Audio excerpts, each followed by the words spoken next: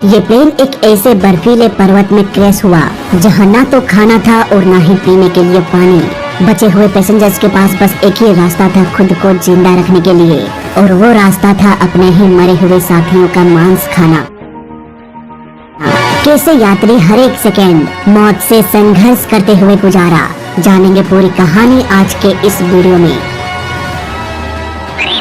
12 October 1972 Carrasco international airport Montevideo old Christian club rugby union नाम के एक club के कुछ प्लेयर्स रग्बी खेलने के लिए सैंटियागो जा रहे थे। टीम के कैप्टन ने 2 इंजन वाला एक प्राइवेट प्लेन बुक कर लिया।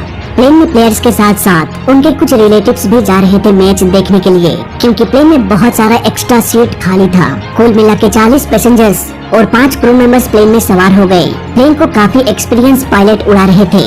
प्लेन धीरे धीरे एयरपोर्ट से उड़ान भरा। इस प्लेन को मेंडोजा अर्जेंटीना में रुकना था। इसके बाद यहाँ से सैंटियागो एयरपोर्ट के लिए उड़ान भरना था। उड़ान के कुछ देर बाद मौसम खराब होने लगी, इसलिए कैप्टन ने यह डिसीजन लिया कि हम मेंडोजा में ही रात रुकेंगे। अगली सुबह 13 अक्टूबर 1972 मौसम अब भी वैसे ही थी। पायलट ने कहा कि देखते हैं दोपहर तक शायद मौसम ठीक हो जाए, पर ऐसा हुआ नहीं। फाइनली खराब मौसम में ही दोपहर के 2:18 में फिर से ये प्लेन सैंटियागो के लिए उड़ान भरा। सैंटियागो के इस सफर में इस प्लेन को एंडीज के बर्फीले पर्वतों को पार करना था। को पायलट ऑलरेडी यहाँ पर 29 बार प्लेन उड़ा चुका था। शायद यही वजह है कि खराब मौसम में भी ये प्लेन सैंटियागो के लिए निकल पड़ा। फाइनली फ्लाइट 571 धीरे धीरे अपने रास्ते में आने वाले सारे पर्वतों को पार करने लगा। ये प्लेन करीब 18,000 फीट के एल्टीट्यूड में उड़ान भर रहा था। विजिबिलिटी इतनी कम थी कि पायलट आगे कुछ भी देख पाने में असमर्थ थे। अगर मौसम अच्छा होता तो पायलट आसपास के नजारों को देखकर, पहाड़ पर्वतों को देखकर ये अंदाजा लगा सकते थे कि प्लेन अभी कहाँ पर है। लेकिन आगे कुछ भी ना दिखाई देने की वजह से पायलट पूरी तरह से प्लेन के इंस्ट्रूमेंट पर ही डिपेंडेंट था और अपने लोकेशन का पता लगाने के लिए डेड रेकनिंग का यूज कर रहे थे। इसका कॉन्सेप्ट बिल्कुल ही सिंपल है। सपोज आपको दिल्ली से मुंबई जाना है, जो कि ऑलमोस्ट 1200 किलोमीटर है। आपका प्लेन 600 किलोमीटर 1 घंटे में सफर कर सकता है। इट मीन्स ये प्लेन 2 घंटे में दिल्ली पहुंच सकता है। इसी कैलकुलेशन के साथ पायलट निकल जाता है और आसपास के नजारों को देखकर, एरिया को देखकर ये समझ जाता है कि हाँ अब एयरपोर्ट आने वाला है। पर ये सब तो ठीक है, लेकिन तब क्या होगा जब पायलट आगे कुछ देख ही न पाए। वो तो यही सोचकर फ्लाई करता रहेगा कि 2 घंटे में हम मुंबई पहुंच जाएंगे, और पायलट अंदाजे से 2 घंटों तक प्लेन को उड़ाता रहेगा। पायलट को अपना एक्यूरेट लोकेशन पता नहीं चल पाएगा। वो सिर्फ अपने लोकेशन का एक रफ आइडिया लगा पाएगा। फ्लाइट 571 का केस भी कुछ ऐसा ही था। पायलट ने अपने लोकेशन का अंदाजा लगाया। उन्हें लगा कि हम एंडीज के पर्वतों को पार कर चुके हैं, जबकि उनका प्लेन अब भी पर्वत के ऊपर ही फ्लाई कर रहा था। पायलट ने एटीसी से कहा कि हमें डिसेंड करने का परमिशन दे। एटीसी ने कहा कि क्या आप एंडीज को पार कर चुके हैं। यहाँ पर एटीसी भी पायलट के दिए हुए लोकेशन के हिसाब से ही गाइड कर रहे थे। पायलट ने कह दिया कि हम एंडीज के पर्वतों को पार कर चुके हैं, इसलिए एटीसी ने कहा कि आप 11,500 फीट के एल्टीट्यूड पर आ जाइए। अब पायलट धीरे धीरे प्लेन के एल्टीट्यूड को डाउन करने लगा। तभी अचानक से उसे अपने सामने एक विशाल चट्टान दिखाई दिया। पायलट ने तुरंत प्लेन के योक को ऊपर खींच लिया। प्लेन अब वर्टिकली ऊपर की ओर फ्लाई करने लगा, जिसकी वजह से प्लेन का स्पीड भी कम होने लगा और फाइनली ये स्टॉल कंडीशन में चला गया। यानी कि प्लेन को लिफ्ट मिलना बंद हो गया और ये सीधे नीचे की ओर गिरने लगा। कुछ ही सेकंड्स में ये हिल से टकराते हुए तब तक नीचे की ओर फिसलता रहा जब तक कि ये किसी समतल जगह पर आकर रुक न जाए। प्लेन का कॉकपिट पूरी तरह से चकनाचूर हो चुका था। कैप्टन की मौत घटना स्थल पर ही हो गई। वहीं को पायलट बुरी तरह से जख्मी थे। प्लेन का टेल टूटकर अलग हो चुका था। ये टेल टूटकर कहाँ गिरा, इसका अंदाजा किसी को भी नहीं था। जब प्लेन टकराया तभी प्लेन का टेल टूटकर अलग हो गया, जिसकी वजह से कुछ पैसेंजर्स भी बाहर की ओर गिर गए। उनका कुछ भी अता पता नहीं चल पाया। 45 लोगों में से सिर्फ 33 लोग जिंदा थे, जिनमें से बहुतों को गंभीर चोटें आई। इन लोगों की जान तभी बच सकती थी जब इन्हें जल्दी से जल्दी मेडिकल फैसिलिटीज प्रोवाइड किया जाए। प्लेन में 2 यात्री मेडिकल के स्टूडेंट थे। वो दोनों घायल पैसेंजर्स की मदद करने लगे। नांदो नाम के एक यात्री के सिर में इतनी जोर से चोट लगी कि वो तुरंत ही कोमा में चले गए। नांदो के साथ उनकी माँ और बहन भी आई थी। वो दोनों भी काफी जख्मी थे। साफ शब्दों में कहा जाए तो जिंदा बचे सभी 33 लोगों में से हर एक शख्स किसी न किसी तरीके से घायल थे। उधर रेस्क्यू टीम जल्द से जल्द मिसिंग प्लेन को खोजने के लिए निकल पड़े। उन्हें भी डर था कि अगर एक बार शाम हो गई तो रात के अंधेरे में हम किसी को भी खोज नहीं पाएंगे और बर्फीले पर्वतों में ठंड इतनी अधिक होती है कि एक रात में ही यात्रियों की मौत हो सकती है। इसलिए कई सारे प्लेन्स एक साथ एंडीज पर्वत का चक्कर लगाने लगे कि आखिर कहां पर ये प्लेन क्रैश हुआ। दोपहर से शाम हो गई और शाम से रात, पर प्लेन का कुछ भी पता नहीं चल पाया। घटना के अगले दिन फिर से 11 प्लेन्स को एंडीज के पर्वतों की ओर भेजा गया। उधर सारे पैसेंजर्स टूटे हुए प्लेन के अंदर किसी तरह से कड़ाके की ठंड में एक रात गुजार लिया। सुबह होने के साथ साथ भूख भी लगने लगी। प्लेन में थोड़ा बहुत नाश्ते का सामान पड़ा हुआ था, जिसे खाकर सबका पेट तो नहीं भरने वाला, पर हाँ किसी तरह से दिन कट सकता था। सभी को ये उम्मीद थी कि हमें बचा लिया जाएगा। सुबह होने के साथ साथ एक नई उम्मीद की किरण भी दिखाई दिया। कुछ प्लेन्स उन्हें ढूंढने के लिए क्रैश साइट का चक्कर लगा रहे थे, पर सफेद बर्फ के चादर में सफेद प्लेन मानो ओझल सा हो गया। एक पैसेंजर प्लेन के लगेज से लिपस्टिक निकालकर टूटे हुए प्लेन के बॉडी पर चढ़कर SOS लिखने लगा, पर इतने छोटे से लिपस्टिक से इतने बड़े आकार का SOS लिखना कि ऊपर उड़ रहे प्लेन का पायलट देख ले, ये थोड़ा सा इम्पॉसिबल सा लग रहा था। उधर कुछ पैसेंजर सारे लगेज को निकालकर X का सिंबल बना दिया, फिर भी कोई भी रेस्क्यू प्लेन का ध्यान उस निशान की ओर नहीं गया। दिन भर में करीब 3 बार रेस्क्यू प्लेन आया और चला गया। इसी तरह से एक दिन बीत गया। घटना के अगले दिन जब सर्वाइवर्स की नींद खुली तो पता चला कि 5 और लोगों की मौत हो गई। एक एक करके सभी लोग दम तोड़ते जा रहे थे। इसलिए सबने मिलकर ये फैसला किया कि हम टूटे हुए सीट्स को निकालकर एक शेल्टर बना लेंगे। इस शेल्टर में उन्हें रखा जाएगा जिसकी हालत गंभीर अवस्था में हो। बाकी बचे लोग प्लेन के फ्यूजलेज में ही अपना रात गुजारेंगे। घटना के तीसरे दिन प्लेन में खाना खत्म हो गया। पानी भी जमकर बर्फ बन गया। जिंदा रहने के लिए अब ना तो खाना था और ना ही पानी। एक पैसेंजर ने बर्फ को पानी में बदलने के लिए एक तरीका ढूंढ निकाला। उन्होंने सीट में बर्फ डाल दिया और सीट मेटल से पैक कर दिया। दिन के समय में धूप से ये थोड़ा गर्म हो जाता और बर्फ पानी में बदल जाता। अब तक भी रेस्क्यू टीम सिर्फ आ रहे थे और जा रहे थे। कोई भी क्रैश हुए प्लेन को देख नहीं पा रहा था। उधर कोमा में गए एक पैसेंजर नांदो को तीसरे दिन में ही होश आ गया। उसे ये सुनकर बहुत दुख हुआ कि एक दिन पहले ही उसकी माँ की मौत हो गई और बहन अब भी बुरी तरीके से घायल है। घटना के चौथे दिन करीब 4 दिन से लगातार चमकीले बर्फ को देखते रहने से अंधेपन की शिकायत आने लगी थी। प्लेन के कॉकपिट में एक टोपी पड़ा हुआ मिला जिसमें एक सनवाइजर भी लगा हुआ था। इसे निकालकर उन लोगों ने ब्रा के रबर और वायर की मदद से सनग्लास बना दिया, लेकिन एक सनवाइजर से सिर्फ 3 ही सनग्लास बन पाया। इसके बाद प्लेन के सीट को फाड़कर जूता बना लिया गया ताकि इन सब की मदद से वो बर्फ में ठीक से चल पाए और मदद के लिए आवाज लगा सके। घटना के 8 दिन बाद नांदो की घायल बहन ने भी अपना दम तोड़ दिया। ज्यादातर पैसेंजर्स ने पहली बार बर्फ को देखा था। उन्हें ये आइडिया नहीं था कि किस तरह से इन बर्फीले पहाड़ियों में रात के समय -30 डिग्री सेल्सियस तक भी तापमान गिर सकता है। यही वजह है कि बहुतों के पास तो गर्म कपड़े भी नहीं थे। प्लेन के डेब्रिज में एक छोटा सा रेडियो पड़ा मिला। इस रेडियो में उन्हीं का न्यूज ब्रॉडकास्ट हो रहा था कि फ्लाइट 571 के सर्च ऑपरेशन को अब बंद कर दिया गया है। अक्टूबर के महीने में बहुत बर्फ पड़ती है, इसलिए हमने फैसला किया है कि हम 2 महीने बाद जब बर्फ पिघलने लगेगी तब हम यात्रियों के बॉडीज को खोजना शुरू करेंगे।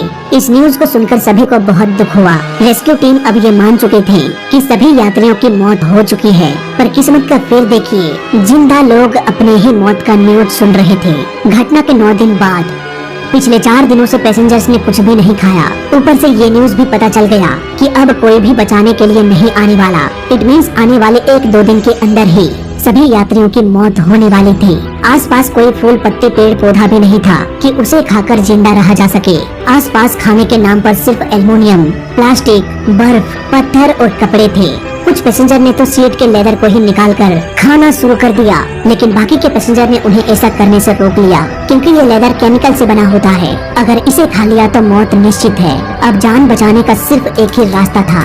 बाहर बर्फ में दबे बॉडीज को अगर खा लिया जाए तो इतना प्रोटीन मिल सकता है कि वो जिंदा बच जाएंगे। आने वाले 2 दिनों के अंदर ही सभी की मौत होने वाली थी भूख से, इसलिए कुछ लोगों ने मिलकर ये फैसला किया कि हम अपने ही मरे हुए दोस्तों का मांस खाएंगे। ये डिसीजन लेना इतना आसान नहीं था, क्योंकि वो सब अपने ही क्लासमेट्स, अपने ही क्लोज फ्रेंड्स थे, पर दूसरा कोई रास्ता भी नहीं था। रॉबर्ट नाम के एक पैसेंजर ने सबसे पहले प्लेन के विंडशील्ड ग्लास को उठाया और बॉडी के मांस को काटकर खाना शुरू कर दिया। उसे देखकर कुछ और लोगों ने ऐसा ही किया। अगले दिन और भी लोगों ने मांस खाना शुरू कर दिया, लेकिन कुछ लोग ऐसे थे जो ऐसा नहीं कर पाया। नांदो ने अपनी माँ और बहन का शव प्रोटेक्ट करके रखा ताकि इसे कोई न खा जाए। जिन लोगों ने मांस खाने से इनकार कर दिया, आने वाले 2 दिनों के भीतर ही उनकी मौत हो गई। बाकी के लोग इसी तरह से दिन गुजार रहे थे। को पायलट इस एरिया में 29 बार फ्लाई कर चुका था। इन घाटियों को उससे अच्छा और कोई भी नहीं जानता था। मरने से पहले उसने भी ये कहा था कि वेस्ट की और एक हिल है, उसे पार करने के बाद इंसानी बस्ती मिल जाएगी। ग्रुप में 4 लोग जो सबसे स्ट्रॉन्ग थे, रॉबर्ट, नांदो, रॉय और एक मेडिकल स्टूडेंट, इन चारों ने मिलकर ये फैसला किया कि हम उस विशाल हिल को पार करके मदद बुलाएंगे। फिर क्या था, उन्होंने अपना काम शुरू कर दिया। सनग्लास, जूता और गर्म कपड़ों के साथ साथ मांस के कुछ टुकड़ों को भी लेकर अपने सफर पर निकल पड़े। कुछ घंटे बर्फ में चलने के बाद उन्हें पर्वत के नीचे प्लेन का पिछला भाग दिखाई दिया, जो क्रैश के वक्त टूटकर अलग हो चुका था। प्लेन के टेल में कुछ लगेज भी मिला, जिसमें बहुत सारे सिगरेट्स, शराब, चॉकलेट, कपड़े, कॉमिक बुक, लाइटर और कुछ मेडिसिन भी थी। उन्होंने तुरंत ही आग जलाया और ये फैसला किया कि हम इसी टेल में रात रुकेंगे। ये रात पिछले कई रातों से बेहतर थी। अगली सुबह वो फिर से निकल पड़े। चलते चलते शाम हो गई। धीरे धीरे ठंड भी बढ़ने लगी। पिछली रात तो प्लेन का टेल मिल गया था, पर आज की रात उन्हें खुले आसमान में बर्फीले चादर में गुजारना था। इतनी ठंड में उन्होंने पहली बार रात गुजारा जहाँ पर कोई भी छत मौजूद नहीं थी। सभी लोग लगभग ठंड से मरते मरते बचे। अगली सुबह उन्हें समझ में आया कि खुले आसमान में रात गुजारना मतलब कि मौत को दावत देना। इसलिए ये डिसीजन लिया गया कि हम वापस प्लेन के टेल में चले जाएंगे। प्लेन के टेल में लगे बैटरी को निकालेंगे और इसके बाद इस बैटरी को फ्यूजलेज के पास ले जाएंगे और कॉकपिट के रेडियो को ऑन करके मदद बुलाने की कोशिश करेंगे। लेकिन ये काम करना इतना भी आसान नहीं था, क्योंकि बैटरी का वजन लगभग 25 केजी था। इतने वजन के बैटरी को लेकर हिल की चढ़ाई करके फ्यूजलेज के पास ले जाना सही आइडिया नहीं था। इससे अच्छा तो ये होगा कि हम सीधे फ्यूजलेज के पास जाएं और रेडियो को ही उठाकर बैटरी के पास यानी कि प्लेन के पिछले हिस्से में ले आएं। इसके बाद अगर रेडियो ऑन हुआ तो अच्छी बात है, लेकिन अगर रेडियो ऑन नहीं हुआ तो क्या किया जाए। रॉय नाम का एक टीम मेंबर था जो कि पेशे से एक इलेक्ट्रीशियन था। उन्होंने कहा कि प्लेन का electric system 115 volt AC current से चलता है, जबकि प्लेन के टेल में जो बैटरी लगा हुआ है वो एक डीसी करंट निकालता है। इसलिए पूरे बैटरी के सिस्टम को एसी में कन्वर्ट करने में थोड़ा टाइम लगेगा। अब वो वापस प्लेन के टेल में चला गया और बैटरी में फेर बदल करने लगा ताकि वो डीसी करंट को एसी में बदल सके। कुछ दिनों बाद वो सफल हो गया। इसके बाद वो रेडियो को लाने के लिए फ्यूजलेज के पास वापस जाने लगा, जहां बाकी के सारे लोग मौजूद थे। उधर फ्यूजलेज के पास एक तेज तूफान आया। बर्फ के खिसकने से पूरा प्लेन का फ्यूजलेज बर्फ के अंदर दब गया। इस तूफान में 8 और लोगों की मौत हो गई। बाकी के सारे जिंदा पैसेंजर्स भी बर्फ में दफन हो चुके थे। रॉय जो रेडियो ऑन करने के लिए फ्यूजलेज के पास जा रहा था, वो भी इसी तूफानी बर्फ के चपेट में आ गया। फ्यूजलेज के अंदर अब धीरे धीरे सबको समझ में आने लगा कि अंदर ऑक्सीजन कम होती जा रही है। अगर जल्द से जल्द बाहर निकलने का कोई रास्ता ना मिले तो सभी लोगों की मौत दम घुटने से हो जाएगी। फ्यूजलेज के अंदर सभी जिंदा पैसेंजर 3 दिनों तक बर्फ में दबे रहे, बर्फ को खोदते रहे और भूख लगने पर अपने ही दोस्तों का मांस खाते रहे। नांदो, रॉबर्ट और विंजिंग टीम लगातार 10 दिनों तक चलते रहे। रात के ठंड से बचने के लिए तीनों मोटे कपड़े पर लेट जाते थे और अंदर कुछ इस तरह से फोल्ड हो जाते थे। इसी तरह से वो पूरी रात गुजार देते थे। फाइनली 10 दिनों के बाद उन्हें एक नदी दिखाई दिया। वहाँ कुछ लोग नदी के उस पार लकड़ी जमा कर रहे थे।